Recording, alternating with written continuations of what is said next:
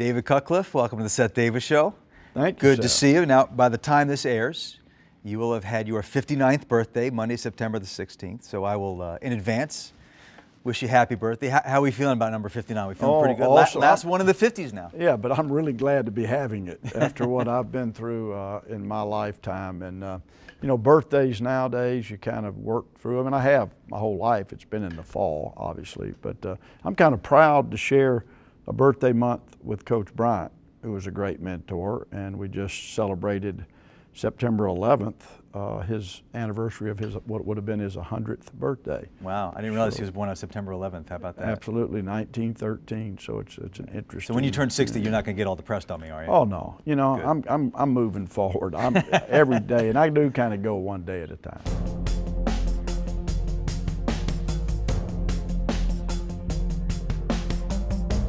In the midst of your 6th season, correct, here at Duke. A lot of excitement, a lot of buzz around the program for the first time in a long time. Give me a sort of big picture state of the program. Where are we? Where are we going? We have done things right since we've been here. You know, we have good coaches. We were able to hire good staff. We have incredible leadership in the athletics department, Kevin White, incredible leadership in the Allen building, which is our administrative building here with Dr. Broadhead. So at this point, everything has been on an amazingly fast track. We're in a facility here that we've just incredibly improved. Our entire practice facility has been remade. Duke football has, in the last 5 years, won 350% more games than it did the previous 5 years. Show me somebody else that's done that in the FBS. It's been exciting, and we're looking forward to continuing.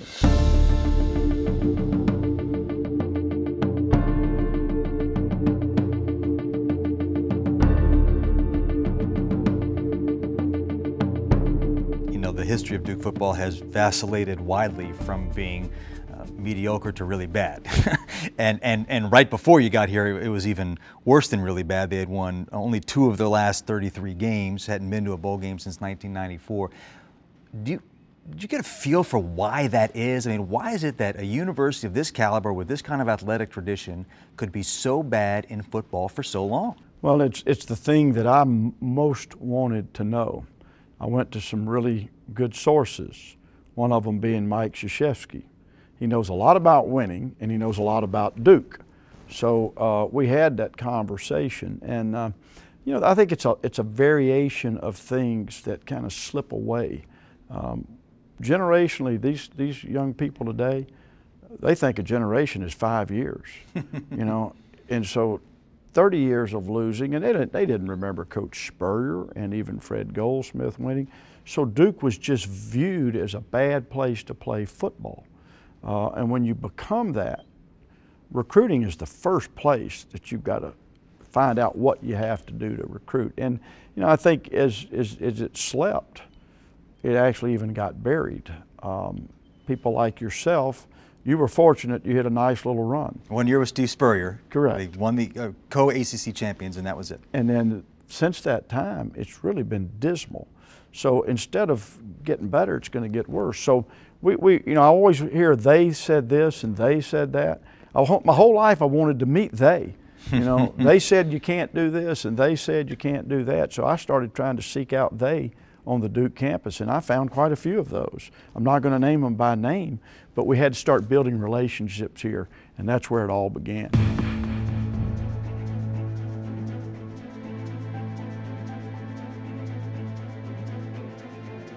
You spent 26 years in the SEC. The only place that you had spent time at outside the SEC was Notre Dame for a couple of months there.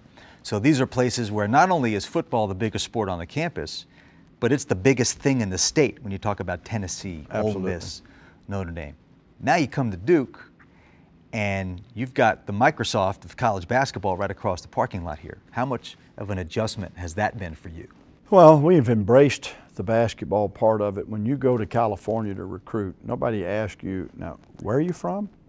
And it's because of our academic excellence and our basketball excellence, to be quite honest with you. So name recognition is important in this business. You know, and it's simply, we've gone about it with the staff.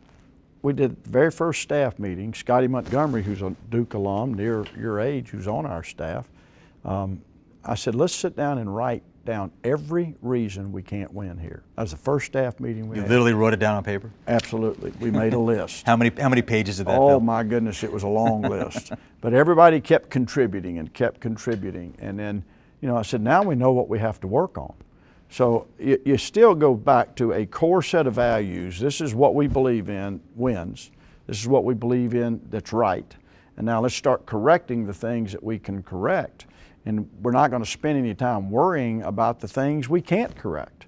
We only have X amount of energy, so we've used that energy in the right places. And what it's never bothered you in terms of being in that shadow? I mean, football coaches that I've ever talked to or been around really like to be the general. You know, it's kind of the culture of the sport, and it doesn't bother you at all to kind of have to fight against that shadow or be in that shadow? Well, I think maybe it would if it was just basketball. This is Mike Krzyzewski.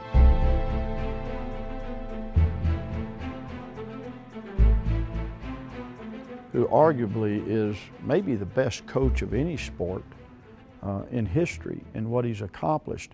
And so on my interview, I had to request to meet with him. I gained so much information from Mike Krzyzewski about Duke and about his thoughts on this job, and I've put those into practice, and he's been such an ally that you can't view it as a negative. You know, I don't carry, I mean, everybody has an ego, but I don't carry that much ego. I like what we're doing, and we've been given the opportunity to do it well here. And you know what? Everybody loves a winner, Seth. We win. Funny how that works. Yeah, just we win, we'll have a lot of fans and a lot of it certainly, you know, you took the job. You certainly knew that wasn't going anywhere, so that was obviously part of your process. But now the flip side to this, and I'm sure you get that question a lot, is, I mean, you've done well here, but if you look at your record, your first 5 years at Duke, you won 9 ACC games total. You had 3 1-7 seasons in the ACC.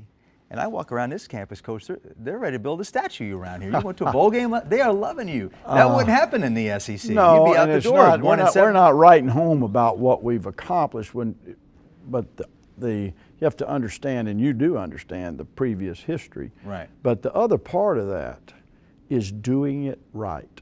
I can tell you right now, before the record, before anything else happens here, we're going, and we are crazy successful here. And we are contributing to winning on the football field. Our staff is contributing to making Duke a better place. We are elevating young people. We are part of the positive Duke mission. And so in my mind, and I believe this dearly to anybody that's building anything, if you do things well enough, right enough, long enough, and you believe in your vision and the vision is good, we're going to have a lot to celebrate here. And I've never gotten down 1 minute, and it's not about whether somebody pats you on the back. I think right now we may be, in my entire career, doing a better job of being the very best we can be each day, forget each week, each season. We're incredibly doing that well, that when you look in the mirror and you know that you've achieved, that's a whole lot more important than somebody else's opinion of your success.